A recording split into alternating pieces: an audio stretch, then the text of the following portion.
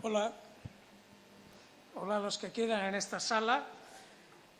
Voy a presentar la resolución sobre la política industrial y voy a hacer una intervención breve. No vaya a ser que mi intervención sea más larga que la propia resolución. La resolución que vamos a aprobar I'm going to make a contribution. The resolution on which we're going to vote is based on the following analysis. The European Union should have an industrial policy which is powerful enough. In the past, we heard already that a strong European Union could continue to live, could survive, thanks to a very strong financial and economic framework. But we know that this was not the right way to go, and it turned out into a nightmare. Today, we know that the European Union economy is like any other. We need to have a well-balanced economy. We need to have a very complex and sophisticated economy that covers all the sectors, that is really covering all the sectors, including the industry. Now, a second starting point, we cannot envisage a strong industrial policy if wages are low, if we don't have high skills, and if there is no social dialogue. It's even the contrary. We have to invest into education. We have to invest in at all levels of education. We also have to continue to invest in research and development. 3% in research and development. This is a proposal that has been made by the European Socialist Party. And we also have to make sure that research and development are directly connected to the industry, are directly related to the industry. Then we also have to do everything to create new production sectors, new sources of jobs. We also have to protect traditional sources of employment, which are losing which have been losing jobs. And we do think that by reinvesting, we could again revigorate the sectors. We also know at the same time that we have to innovate in traditional types of production. This resolution is also highlighting the fact that we have to make efforts at different levels, at European level, at national, but also at local and regional levels. I do think that an economy which is mature is always related to other fields, to other sectors of society. Then we have to develop an environment thanks to which a strong industrial policy could remain alive. And this is based on different things. First, access to money, to capital, access to investments. Today, this access is fragmented. Some countries are paying a lot to receive money, whereas other countries don't have to pay anything. This is why, if we continue like that, I think that we're going to have a weaker European Union from an economic point of view, and I also think that there is going to be more inequality within the European Union, more discrepancies. Let's make sure that SMEs can access investments and funding on an equal footing. A few words about the cost of energy. In some member states, this is a very high cost. We know that in some cases we are above the level of other economic powers with which we compete. Then we also have to improve our ways of and means of transportation. Let's take on board new technologies. Let's fund them properly. Let's fund ITC. Let's fund small and medium-sized companies, and let's also focus on social economy.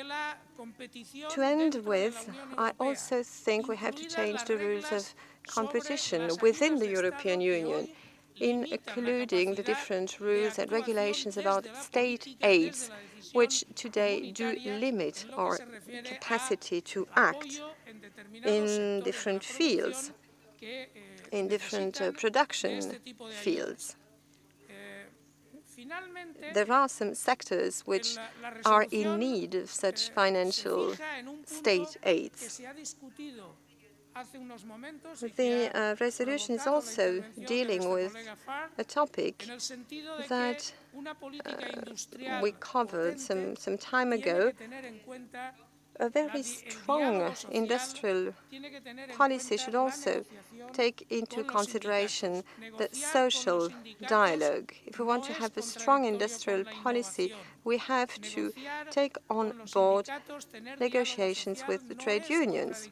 This is not against innovation. At the same time, you can innovate and have a very good and powerful social dialogue. We can open new production sectors while discussing with the trade unions and widening and deepening the social dialogue. This is a real prerequisite if we want our industrial policy not to be limited to a few niche sectors, but to expand to other fields. This is also why I'd like you to support this resolution.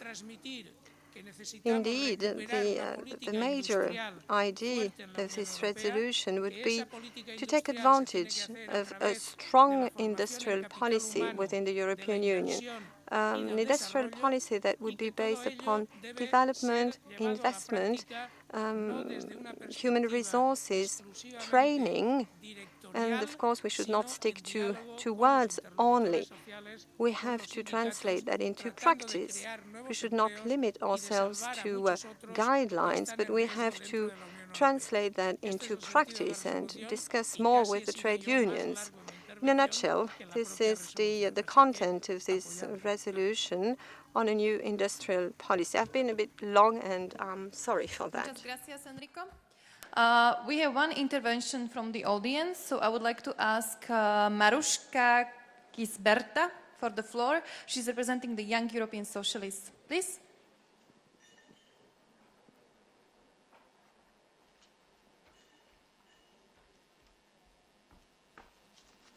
Thank you very much. I'm here to say something about social entrepreneurship as a crucial part that is missing in this resolution in our eyes.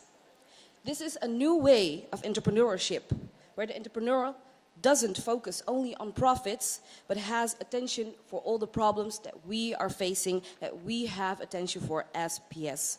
Problems like climate change, the scarce resources and the environment. These entrepreneurs also change the way business work by creating jobs that are with good working conditions for everyone, also the disabled. And that's also a group that we sometimes forget in everything we restate. They have been struck by crisis even more than any other groups in Europe. And we forget that they are the first ones who are being fired because they are disabled. So these people also need our attention. And social entrepreneurs, a lot of them also have attention for this group. So it's really important that we also have a statement about social entrepreneurship in this resolution. We are going to be the first in Europe to have a fundamental program. So I think it's also important that we will be the first to support these frontrunners because they do exactly what we want, as stated in this resolution, support sustainable growth and improve working conditions for all. In other words, they are the ones who are creating sustainable social value for everyone in Europe. And it's important that we really have attention for them, not only for the big companies, but also for the SMEs where most of these social entrepreneurs are active. Thank you very much for listening to me. Thank you very much, Maruška. And dear friends and comrades, we're at the end of the council and also at the end of a very long and intense process on developing the first fundamental program of a European political party. It is a bit of an historic moment because we have been discussing for 18 months everything social democracy has to stand for now and in the future. 18 months ago, we started the discussion with several groups in civil society, militants, activists, with all our member parties, with several think tanks inspired by FEPS, our European think tank, in cooperation with the Committee of the Regions, the S&D group in the European Parliament, and all of you. I'm extremely grateful and thankful that I had the honor to chair such an important process. What is the evolution, dear friends and comrades? In 2011, we adopted the Declaration of Principles for our party. The Declaration of Principles, that is an important document because it is based on our 5 fundamental values. We as socialists and social democrats, we are anchored in society, in an enlightenment for society, and our 5 key values are as simple as that, as classic as that. First of all, it's democracy and freedom. Second of all, we inspire people by declaring that equality and social justice are key values. And third of all, we are the only political family throughout Europe that truly claims the value of solidarity.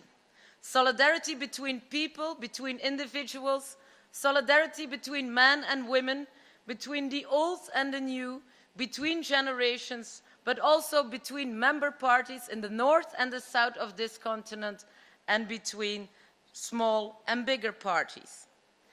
What is very important is that we have distilled from our core values 3 political fields of action where social democracy should make the difference.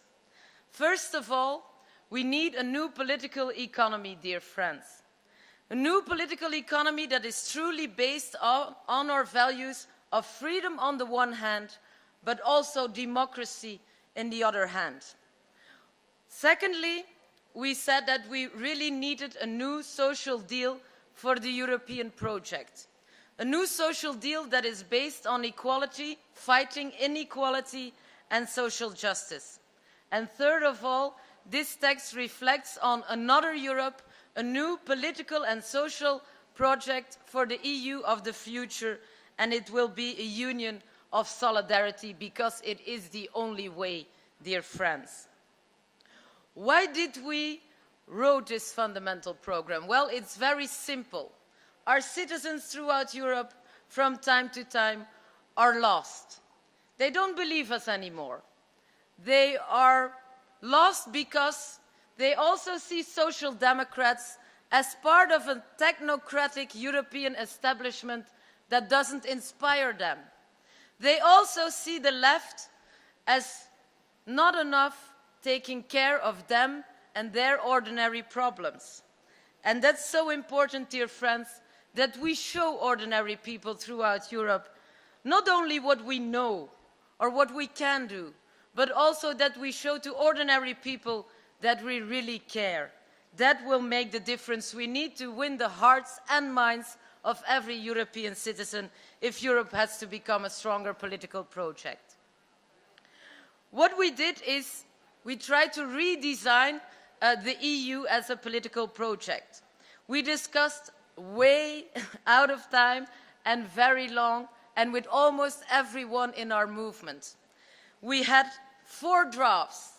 We had 260 amendments coming from our member parties. We discussed yesterday the last 35 amendments, and I'm really proud that today we can propose a unanimously discussed text by all our member parties and everyone who took part in the fruitful discussions. What is the goal, dear friends, of this political program? Well, the goal is to tell citizens in Europe that we social democrats really want to deliver a fulfilling life in just societies for all. We can't be perceived only as the establishment, and that's why we need a talkative, a narrative that is simple and clear. That's not always that simple, to talk in a simple way about Europe. but I think we really have to try. We don't only have to try it on a European level or in European institutions, but we also have to talk about Europe in the streets. We have to campaign, we have to canvass, we have to go from door to door, and we have to develop a simple narrative. And just to tell people, well, everyone has a right to a fulfilling life, and it is your aspiration to fill it in, but we also stand for just societies. It is a simple message. On the content, in the first chapter on the new political economy, we describe first that financial capitalism has taken over our economy and our societies. We really think that we have to restore the primacy of society over politics, and the primacy of politics over the real economy, and the primacy of the real economy over the financial economy, the financial system, financial capitalism that is making victims all over the world these last few years. What is it, the real economy? What does it have to deliver? For us Social Democrats, you can only speak about an economy if it delivers jobs, if it creates growth, but growth in a social and a sustainable manner. The production of goods and services is the first goal and task of a functioning economy. We need to reinstore an equilibrium between the value of capital, productive capital, and the value of labor. And we strongly need all stakeholders in the social market economy to be accountable to one another. And a stakeholder, it's not only labor or it's not only capital, it's also society as a whole. Stakeholders are also consumers, also end users of public services, also entrepreneurs who create jobs and wealth and income, also investors. The real economy, dear friends, needs to be anchored in a very strong European industrial policy we have to develop throughout the Union. It also has to be anchored in the refinancement of social and medium enterprises. And we also have to specialize. We can't have competition throughout the Union and competition from one region or one state to another, and we must avoid every form of social dumping. Prosperity means, dear friends, that economic development will combine sustainable growth and social progress for all our citizens. Prosperity also means that we have to fight all inequalities, because the gap in income, in wealth, in knowledge, in information has been growing terribly the last decades. The main instrument to restore more equality throughout the Union is a strong paragraph on fiscal justice, also throughout the European Union and not just throughout the Eurozone. The second chapter deals with the new social deal. What we really believe, dear comrades, is that the educational system throughout Europe is the social security for the 21st century. Our people have to be educated. Our youngsters have to get the chance and the opportunity to learn throughout their life, to be able to learn in universities, free access, but also to learn a job or to become a real citizen that believes in democracy, also in European democracy. When people are better educated than today throughout all our countries, we strongly believe that our main political goal still is quality and meaningful full employment for everyone. It means a living wage and equal pay for equal work for men and women. It means strengthening and modernizing our welfare states. It means defining what are public goods and what are public services and how we can deliver them. The main characteristic of public services is that they have to be accessible for all, that they have to last also for the next generation, and that they have to be of the best, excellent quality. The third chapter in our fundamental program, dear friends, deals with the European project. We strongly believe that the European project has to be rebuilt as a union of true solidarity. As I said in the introduction, between people in Europe, between regions in Europe, and I come from Belgium, I know what I talk about, between states in Europe and also inside the European Union as a project and as a whole. We strongly need minimum social standards.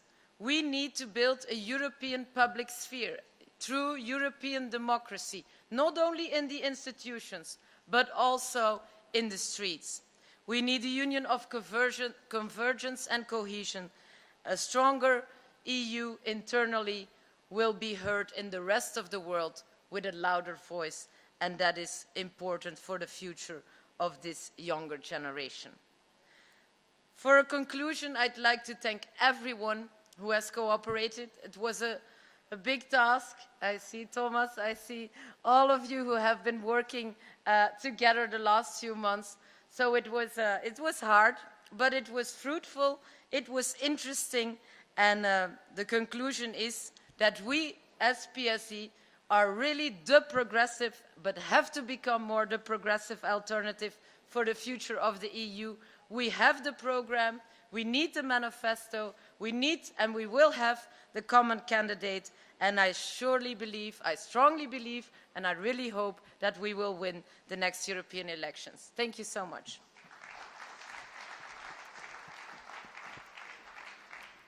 First of all, I'd like to give the floor to Kaisa Penny from YES. YES was very active in the discussions. They introduced more than 30 amendments, I think, Kaisa. A lot of them have been accepted, but some of them haven't, and I really think Kaisa wants to make the point.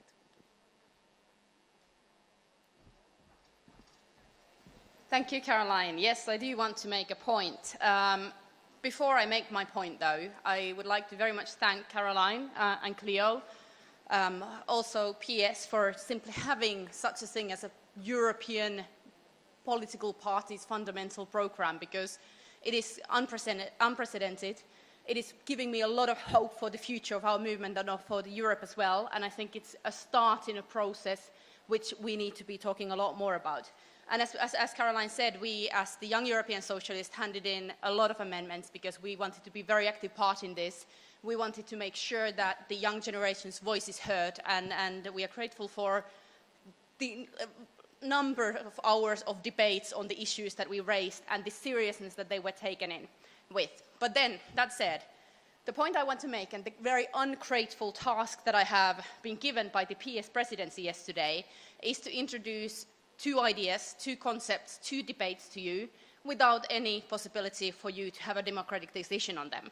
Because the two amendments and the two issues I'm talking about were already rejected by the presidency yesterday, and therefore we will not have a vote on them. But there are issues that we found that are so important for our movement at the moment that we want to raise them anyway. And the two issues that I am referring to, the two amendments that I'm referring to, are talking about capitalism, the role of capitalism or overcoming capitalism, and federalism in Europe. Why do we want to talk about these? Yesterday in the presidency I was told that, but we always talk about these. Generation after generation we come back to talking about capitalism, and we have accepted social market capitalism, and this is what we work with, and you kind of don't have to have the debate here.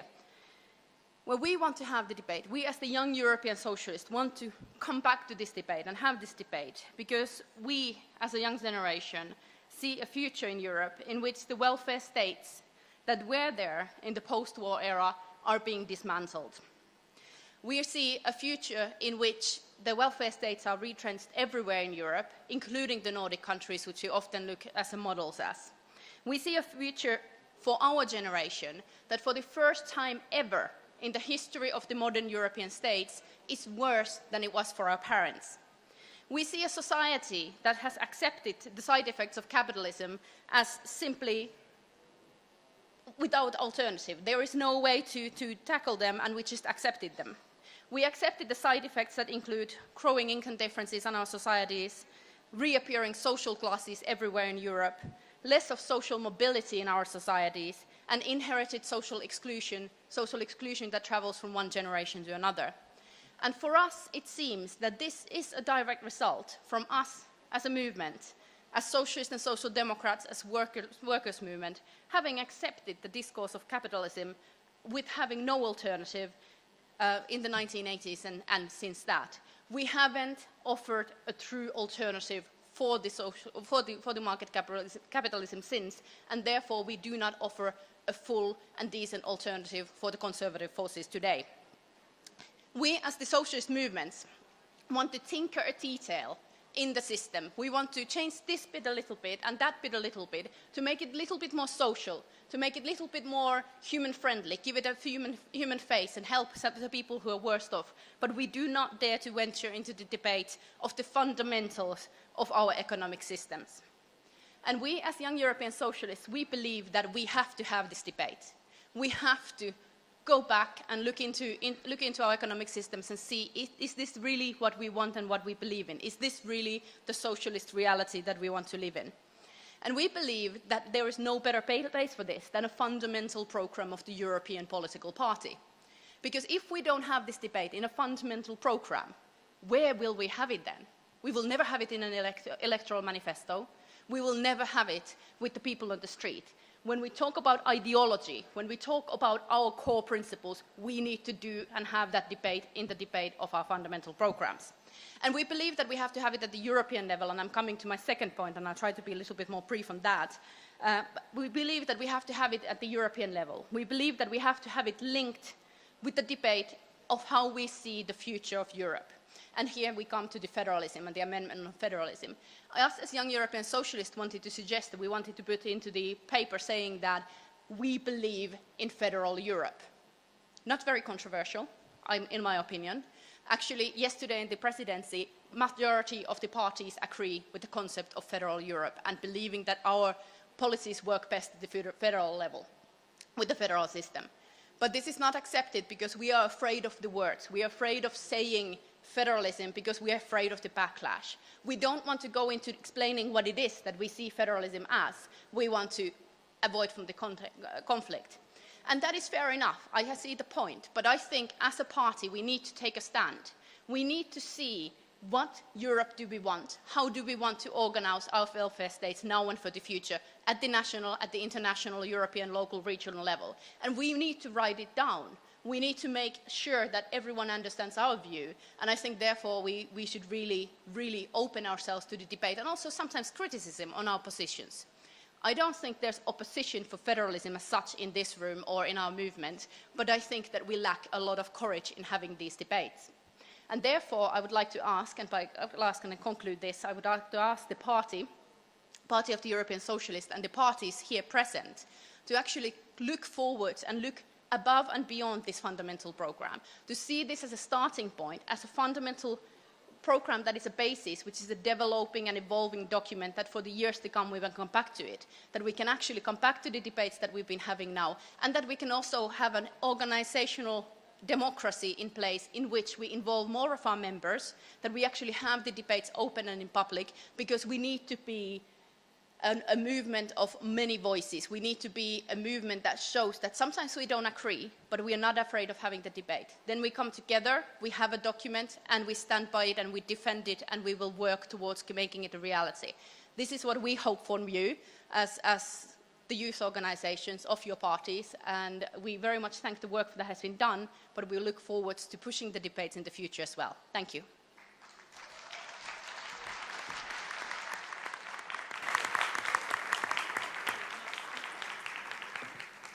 Thank you, Kaisa. The next speaker is Karin Juncker from SPD, and Kader Sevinç gets ready.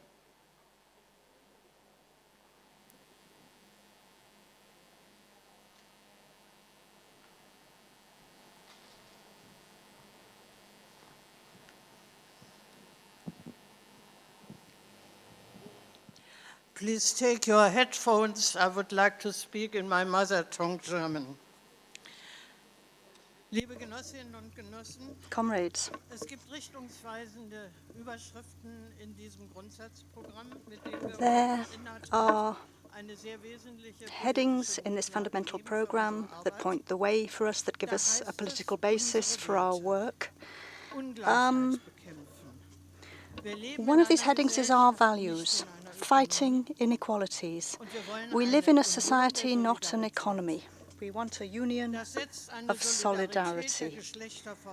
That requires gender equality and gender justice, and that's why that term is correctly used in this text. We're seeing inequalities grow in the world and in Europe. Some progress has been made, but there are still inequalities between the sexes, between men and women. Each of them accounts for 50% of the population, but we can't talk about equal representation in our society. I won't give you a list of examples. I'm sure you're all aware of them, but I would like to talk about the objectives.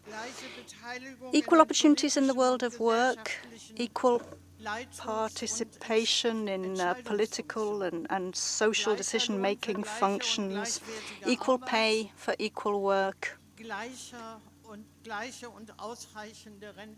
equal and sufficient pensions when we get old, and women's right to self-determination as regards their bodies, which we can't say exists everywhere in the European Union. In order to open up these possibilities for women, men already have them,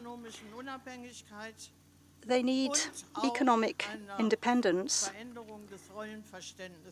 and changes in the way that men see the roles of the two sexes. This is well formulated in our programme, but it's going to depend on how these principles are implemented in praxis. Let me give a couple of examples. In the European Union, as has already been said, women get higher qualifications in general, but in 10 member states, and I've done the calculations, the proportion of women in young unemployed people is considerably higher than the proportion of young males, and that's dramatically so in the case of Greece. The youth guarantee can only be truly effective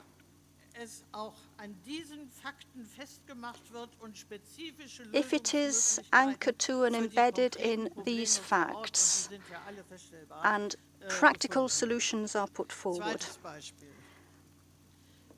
Second example. In Germany, and this is really regrettable, we don't have something that the European Union has wanted to give us as a tool, a minimum wage.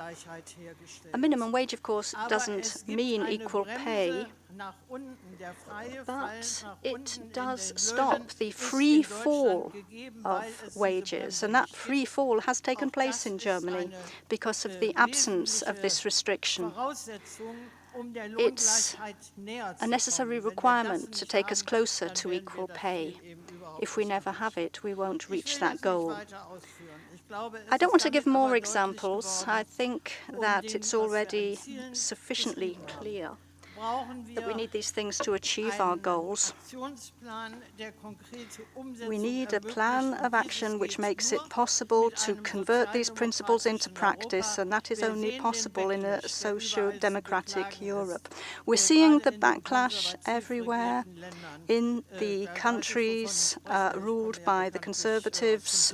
I know what I'm talking about. I come from Frau Merkel's country, and we need to mobilize our forces to achieve a socio-democrat Europe at the next elections. Kader Sevin is getting ready, and the next speaker is Norbert Fabian from SPD Germany.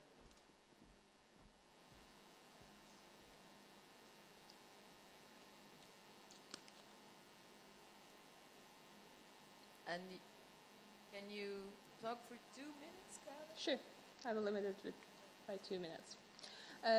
I'm Kader Sevinç. I'm the EU representative of the CHP, Turkish Social Democratic and Main Opposition Party. Dear friends, I was growing up as a child in Turkey, Europe was for us a powerful dream in a time when we were admiring Václav Havel's article entitled "The Power of the Powerless."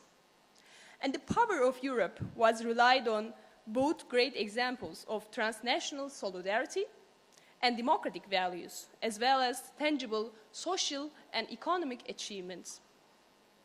European dream was a powerful one. This is about the very essence of the European values: democracy, rule of law, human rights, as well as more daily life issues like food security, clean air, or transparent public procurement. In the 21st century, this European dream cannot survive with the loose leadership, superficial media reporting, fearful European politicians who are unable to neither rational nor poetic vis-à-vis the challenges of our century. These challenges require the European Union to become a stronger political system and larger geography, promoting membership of countries like Turkey courageously and rationally. This will mean that candidate countries like Turkey, driven by the transformational force of European dream, will become a real European democracy and socio-economic system. Europe ought to re-energize its power of dream for its citizens and for the citizens of the world. Dear friends, the question to be answered today is Europe the dream of power or power of the dream? I would like to share with you a few verses from a collective work of poetry to which I had the pleasure to participate as a Turkish poet. It was a book by several European poets published in Brussels in 2009, entitled The European Constitution in Verses. Here are some of my verses from that book. Feel others' rhythm, get the crinoids, few nettle, comb the agent's hair with your melodies. Cares the North Sea's salty skin. Remember me, Europa. Thank you very much. Thank you so much, Kader. The floor is for Norbert, and the next speaker is Inger Segelström from SAP Sweden. Segelström? Dear comrades, I think the text is a good text, it's a good program, but I think too it's a program for further discussions. We should use it in the campaign, we should use the topics in the campaign together with the candidates. But I think there are 3 points which I would stress. The first point would be the sustainable New Deal in Europe combined with industrial policy and combined too with the revitalization of regional policy. Also by new instruments like revolving funds to make regional policy more effective. Second point, very short.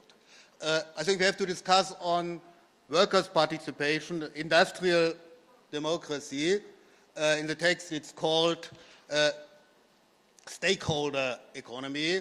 I think it's a tradition. I think it combines the text as it is, combines in the British discussion, it combines traditions of old and new labor with these terms. But we have to discuss on concrete models of workers' participation, of industrial democracy, and we need some more time for these discussions. But it's a good point, it's also already included in the text now.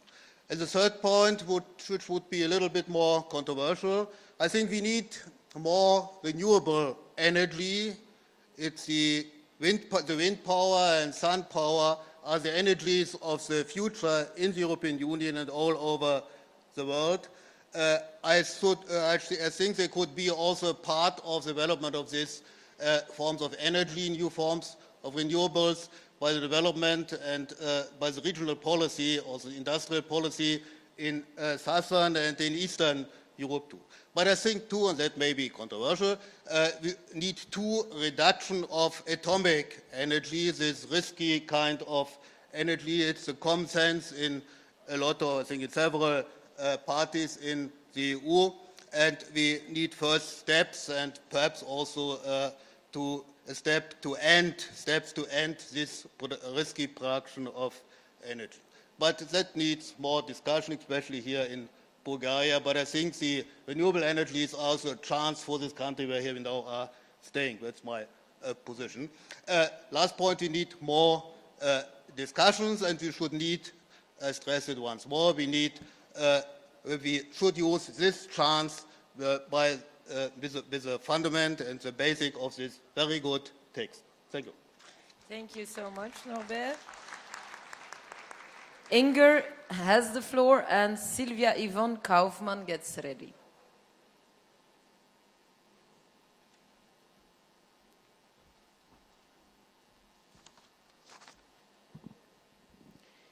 Comrades, delegates, PES women and activists, we from the Swedish delegation welcome the Fundamental Programme and the debate today. I feel that PES is back again with a solution for a modern, sustainable society for women and men, everyone. And the most important challenge we have today is to win elections and public support again. I would like to thank Sergej and also everyone else has been part of the preparation for this meeting. We can't have another failure after the last election. The Conservatives are changing Europe totally, and the unemployment, especially of the youth, is a catastrophe.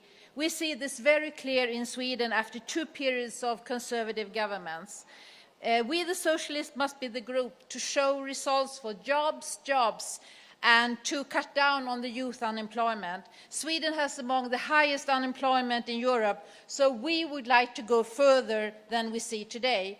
We feel that the Fundamental Programme well fits into Sweden, and with a clear position of values that is so important today, we could use this programme and clear out where we stand. For us, it's very important to keep the women voters, since the majority of women in Sweden today support us, but we also have to get the support back from the men and also the city voters that are very critical. I would like to make a comment on the issue of the common candidate list. In the EU election of 2004, I was the top candidate, and in 2009, Marita Ulvskog, the former party secretary and minister, was topping the list, and it was hard enough.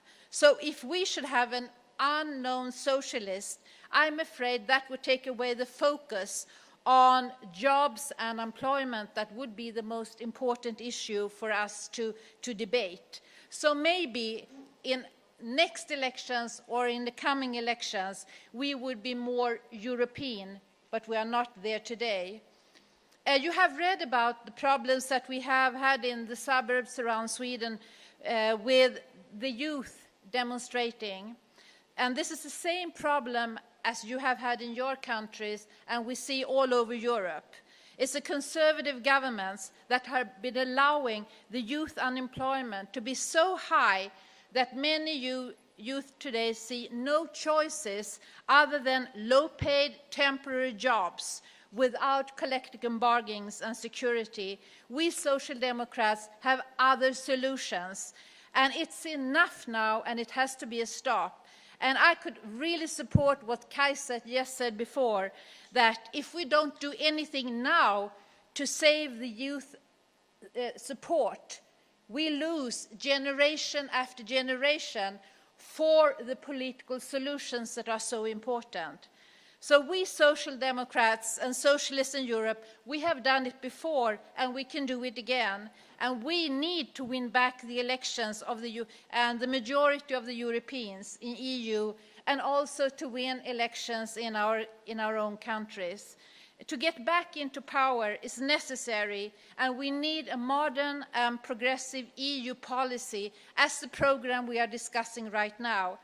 And I can promise you from the Swedish delegation and the Swedish party that we will do everything we can to win again next year and to help us to make a better Europe. Thank you. Thank you so much. Thank you so much, Inger, Sylvia, Yvonne. The floor is yours. And Magnus Wiesen, gets ready from Sweden as well. Well, dear comrades, first of all, I'd like to say that we have a fantastic text, and I'd like to thank you, Caroline, and others who worked very hard that we can adopt our fundamental program today. I'd just like to focus in my intervention on one point, which is in the program. We have the headline, True European Democracy, and we are calling for European public sphere. And just some minutes ago, Zita was asking what we can do with European Citizens Initiative, and that's why I'm doing this intervention. First of all, it's true, it's a very important new tool with respect for creating a European public sphere. But at the same time, we have to admit for ourselves that a lot of people never heard that European Citizens Initiative as instrument is existing. So we have to make advertisement and to inform people about. And the second point I wanted to raise is one sentence in our fundamental program. It's the sentence that we ask for the right to vote on the regional level for all European citizens. And that's why I'd like to ask you to sign a citizens' initiative which is existing already. It's a citizens' initiative called Let Me Vote. So all of you could sign that, and I would like to ask you to go home to inform not about the instrument, but inform about Let Me Vote, because here a citizens' initiative is going on, what we are demanding in our fundamental program, so we can bring citizens and our fundamental program together. And the last point I'd like to raise here, this citizens' initiative has the chance to collect signatures until the 28th of January next year. So until 28th January next year, they need 1 million signatures, and that will be just ahead of European elections. So if we want to raise that topic, support that, and I'd like to ask also the PES Secretariat to think about how the support for Let Me Vote can be involved in the preparation of election campaign of PES. Thank you. The floor is for Magnus, and Alain Hutchinson for the Committee of the Regions gets ready.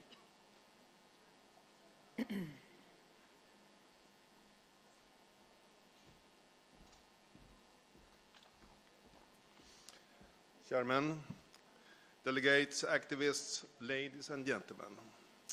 There is a saying that goes, on the way from an idea to an action, many giants have become dwarfs. My purpose addressing the PES Council here in Sofia is that in the future we should only see great people in the leadership of the socialist and social democratic parties in Europe. I will address what improvements human rights can benefit in a new Europe that will be built with the fundamental program. A program that is well written and provides a fantastic basis for the development of national programs and manifestos for all of us in a left-wing Europe for a fairer future. I will highlight 3 phenomena in modern Europe where we all have a challenge. First, basic income. 2, sexual minorities. And third, the rights of the Roman people. A basic income is an income that is regularly paid to all persons in the country on an individual basis.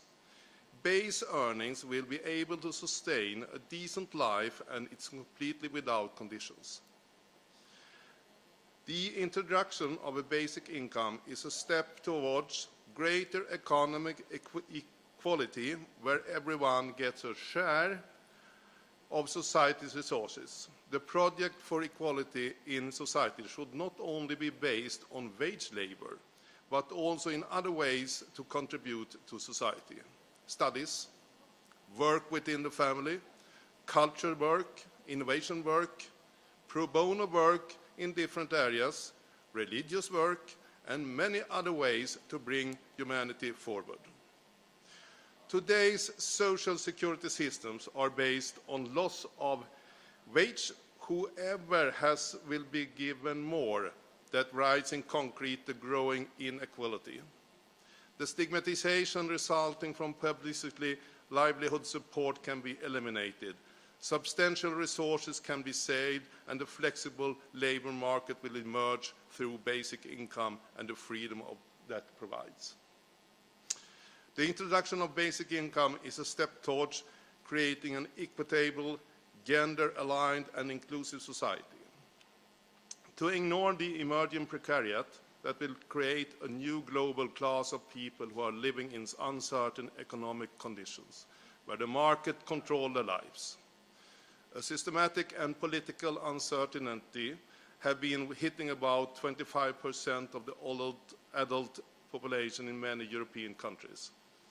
The austerity of Southern Europe clearly shows this fact. Generations are about to lose their faith in democracy.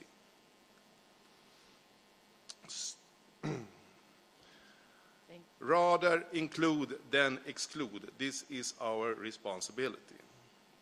And what about sexual minorities? The European Socialist and Social Democratic Party should get involved to ensure that the European Union members states follow the agreed principles on freedom of assembly for LGBT people, and thereby accepting and including people who choose to show solidarity with gay pride parades or similar arrangements. This commitment naturally applies also for our including work with new members. Human rights apply in all countries of the Union, not only on paper but also in the reality. It is very important that discrimination on grounds of gender or sexual orientation is created by interpreting different sex and same-sex marriage that are not different from a legal perspective. PES should, or rather must, work to ensure that all EU countries recognize all registered partnerships and marriages. It is unacceptable that same-sex couples in the daily situation gets the right to free movement and settlement within the Union sharply limited because of the fact that their marital status is not recognized by all member states. That is not good. The public responsibility of society in influences attitudes cannot be overestimated. Legal action against hate speech, preventive measures against homophobic and transphobic violence, the right to family life, multilateral efforts, official observers in connection with pride parades, can only be achieved as a sustained impact through action plans and established advocacy strategies. Here, PES leaders are to go first in greatness by being drivers in these matters. Rather include than exclude. And for the last, the rights of Roms. The Roms make up between 6 and 12 millions of Europe's population. The Roms are overrepresented among the poorest and the most marginalized people. The Roma people are denied human rights in many European countries and is far behind the majority population in education, employment, housing and health care, and has virtually no political representation. Look around. According to the Council of Europe, the Commissioner for Human Rights has said that the Roma situation is exacerbated by increased violence against Romans. Violence and discrimination against them has increased. Weaknesses in the judiciary, the deficiencies in the investigation of crimes of violence against Romans are enhanced by identifying the racist motive behind the crime. Poor living conditions. Many Romans are refused to rent or buy housing. restrictions on freedom of movement. EU free movement applies not fully to the Romans, even if they are European citizens. Many Roman children are outside the national education systems, and dropout rates are common. There are many reasons for this. Early marriages and scarce resources means that both girls and boys drop out of school. PES leaders can grow by raising awarenesses among citizens about the Roman situation, strengthen school education and integration of Romans in schools, improve the position of Roman people by strengthening the common competence of the municipal officials, teachers and the school system, establish support mechanism in the social system to benefit the Romans, work with information and advocacy campaigns to raise awarenesses of the situation of Romans in Europe. Rather include than exclude. To uphold human rights, it was distinguishes democracies from dictatorships. Secular societies from theocratic communities with confidence from corrupt communities. For this reason, I wish we all go from thinking to action with regard to these matters. Please remember, it is an easy way to explain what human rights are all about. Rather include than exclude.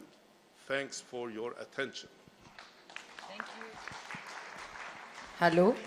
Thank you, Magnus. Alain, je peux te demander d'être un peu plus bref. Could I ask you to be a little bit briefer than that? I know it's all very interesting, but I know that you're capable. Merci, Caroline, Présidente. Thank you, Caroline, President, comrades. I'm in the Socialist Group of the Committee of the Regions, and I've been delighted to attend these different meetings and observe how patient Caroline has been carrying out this difficult task. This is the first time we've talked European. We speak so many different national languages, but here we're speaking European. Well, we took part in the group to inject the local and regional dimension, which is the key feature of the Committee of the Regions, and we're very satisfied with it. But we do have some regrets. We feel that the text that we're looking at today is too timid. It's not as bold as what we would have liked to have seen, but it's an initial text, it's work in progress, as they say these days, and I think we'll probably do a little bit more work on it later. Timidity is very current at European level. We've talked about European federalism, couldn't get that in at this stage, but it's something we're going to have to think about, and fast. We would also have liked to have looked at own resources for the European Union, self-financing, but there are still some taboos there as far as some of us are concerned. But I think we're on the right track. And we're delighted to be able to campaign for next year's European elections with a common text for all the European socialists. We're very satisfied about that. Thank you. Thank you, Alain, and thank you for being so brief, setting a good example for Thibault. And the next speaker is Maria João. Thank you very much, dear comrades. I understand that time is very much limited. Consequently, I'm going to limit myself only to one single point, namely to perhaps the most fundamental value of ours. And this is that social democratic and socialist parties are really listening to the people. This is one, or even perhaps our greatest strength. Even though, and despite the fact that currently our bosses are not really listening to the delegates, at least some of them, but despite of this very subtle fact, especially in the coming campaign, we need to organize many, many fora, occasions, come together, when people may raise their voice. It's not up to us to present ourselves showing how clever we are. They know it. The matter is whether or not they can feel that we are not going to be cleverer than they are, but we are going to represent them. And if they feel that the socialist politicians are going to represent them in many, many areas of life, then they are going to come out and vote, because they are, in this case, voting for themselves. So, let's be very brief. Our strategic and fundamental value is the fact that the PES and the member parties behind it are only the organs, but the voice is that of the people. Thank you very much for the attention. Thank you so much, Tibor. The floor is for Maria João, and then I have the honor to introduce our last speaker and dear comrade and very dedicated supporter of the progress of the process of the fundamental program, Georgi Pirinski. Many thanks.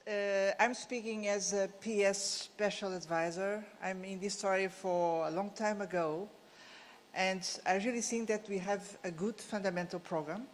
So first of all, congratulations, Caroline Genez and Cleo Davis. This is a remarkable achievement and something we can use for the future. I would like also to greet particularly Kaisa when she came here to speak on behalf of young European socialists. Because we need these kind of voices to recall that what is at stake is to keep our critical spirit and to have an ambitious vision for Europe.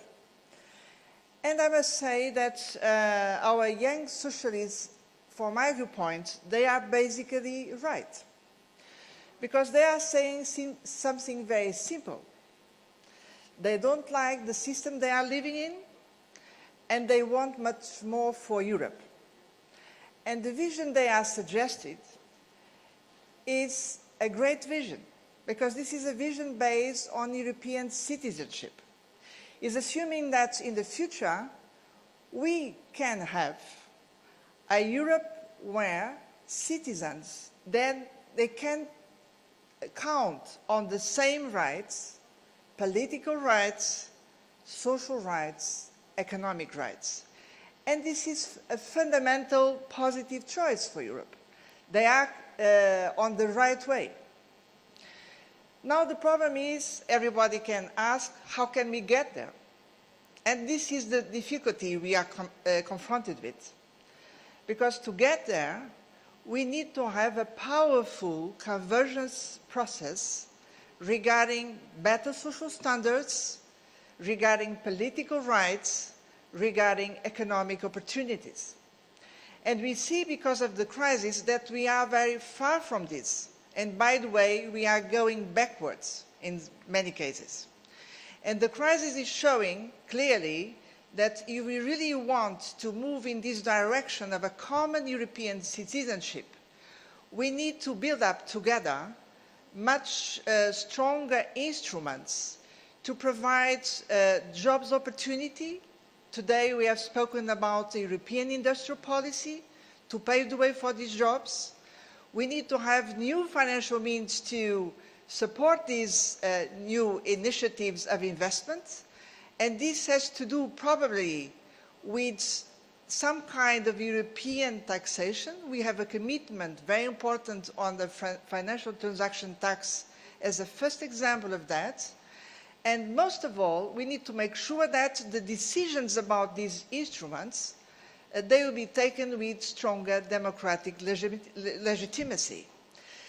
So we should use this crisis to move forward with our ideas. And I really think that if we speak about European elections and if we think about the upcoming national elections, we need to use this fundamental program to show to our citizens Why do they need better Europe to cope with their own problems? And I really think that this fundamental program is a very good starting point. And then we need to go on with now taboos. We cannot have taboos in our discussion, because I'm pretty sure that the crisis will lead us to come together to more powerful solutions for Europe. Thank you very much. Thank you so much, Maria. And then I give the floor to Georgi, local speaker, but a true European and very active in the process of the fundamental program. Thank you, Caroline, for those very, very generous words of introduction. Dear friends, I would like to make an appeal, and that is for a very committed and very based on true conviction support for the document that we are discussing now.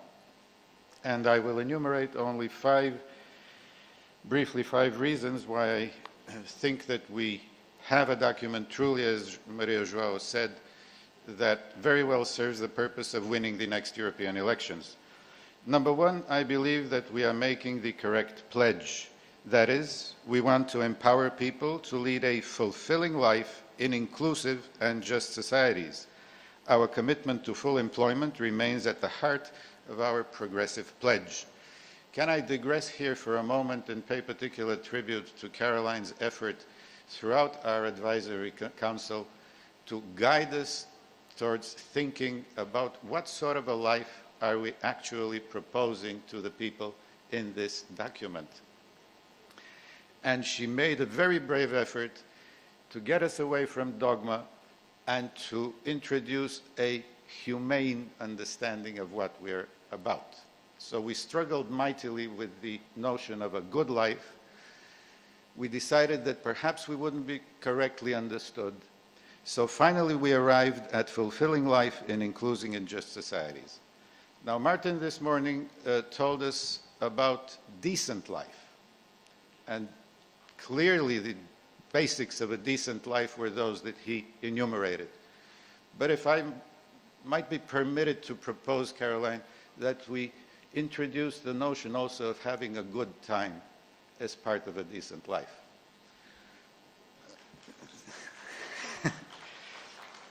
You know, there has to be an element of enjoyment besides everything else. The next point which I would mention to you is how do we go about empowering people?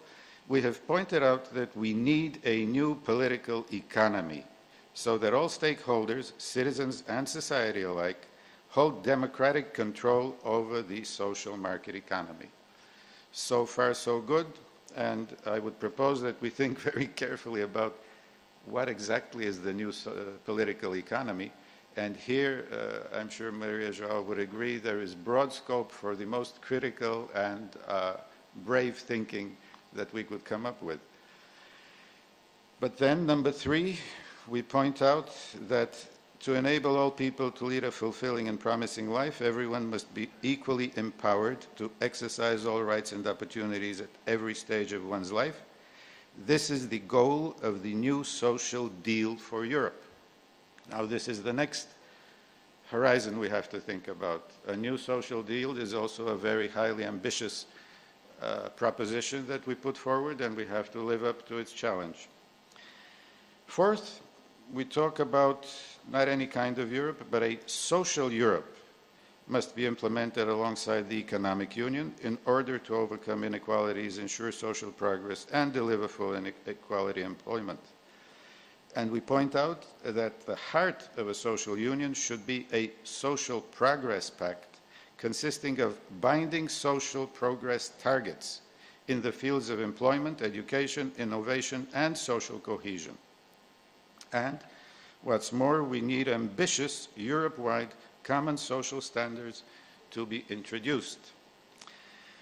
And, of course, I would be deficient in not pointing out a very strong fourth point, and that is the future of the European Union depends on a renewed commitment to solidarity. The gap between regions and countries in the European Union is too wide and is undermining democratic legitimacy and trust in European decision-making processes. And furthermore, we very clearly state that we reject the approach that endorses the European project as one of the different pace and levels of integration only. We support uniting within the framework of enhanced cooperation in every possible way the Union. And finally, I would like to point out that there is a very important indication here that the European Parliament should be able to propose laws. Furthermore, it should be part of the decision-making process for the annual growth survey and play a key role in the European semester. Now, at this very moment, as I have understood from some of our German friends, there is ongoing discussion in the European Parliament over the regulation for the next 7 years program period for the Euro funds. And there is a lady, German member of the European Parliament, I bring by the name of Catherine, who is waging the struggle on the behalf of the Socialists and Democrats in the European Union. I would very much propose that we support in every possible way the positions that are being defended by our colleagues in the European Parliament, because they are precisely going to the heart of loosening the bindings of the austerity approach so that regional cohesion and solidarity can achieve real substance. Permit me to finish by expressing a very personal word of thanks to two outstanding leaders under whom I was able to work. One is Maria Joao under the Advisory Council for the Declaration of Our Principles that was adopted by the Congress in November 2011, and of course Caroline Genèse, who guided the advisory work on this document. I would not want to leave this platform without mentioning another name, that of Cleo Davies, who has been next to Caroline and in a very important supporting role. Thank you so much, Georgi, and thank you so much, dear friends and comrades, for your very audacious comments also on the fundamental program as is and as we like to propose to adopt. I really think what we need and what we want to deliver, it is a decent life as Social Democrats, but it's even better to have a good time. And I'd really like to thank Georgi for reminding us that life has to be fun from time to time. I really like to thank also Kaisa as a supporter from a federal European Union as well. I really hope that your endeavor and your attempts to get a discussion going and before the 2014 election have a conclusion on our appeal for a federal Europe will hold the line. I think as I speak as a Belgian socialist, I think we can support, and I truly, truly hope that we have the discussion in the upcoming months while working the manifesto from September on. The discussion on capitalism, well, I tend to disagree a bit more with the young socialists on that one, because I really believe that if we truly elaborate a stakeholder economy in a market system, we have an alternative for wild, unbridled, unchecked capitalism. Because it is another economic model that we need. It is a model where all stakeholders, whether they are workers or employees or working in the civil service or entrepreneurs or consumers, all do exercise the economic and democratic rights they have in producing goods and services. I think that is the alternative to a wild and financial and unchecked and unbridled capitalist system we do not support as Social Democrats. The German comrades talked about Mitbestimmung, about workers' participation in industrial policy. I think these are alternatives. About financing small and medium enterprises. It is an alternative. And we really should read the text as is instead of discussing words or empty phrases from the past. What is really important, and it's been said also by our German comrade, I think we have to support the Let Me Vote initiative. We have to put our money and our votes where our mouth is, and I strongly, and I think in the name also of the PES leadership, I can make the calls and make the call to support the Let Me Vote initiative. Dear comrades, dear friends, I really think that we are only relevant if we listen to people who are in the streets. Maybe even today here in Sofia, but surely all the youngsters throughout Europe that are calling for an alternative, that are calling for a progressive alternative, and that are calling for a progressive pledge to become European citizens on top of national citizens and proud people also for the future generations. So I now have the honor to ask you all, or to invite you all to adopt the fundamental program. Who is in favor? Who is against? Abstentions? Thank you so much.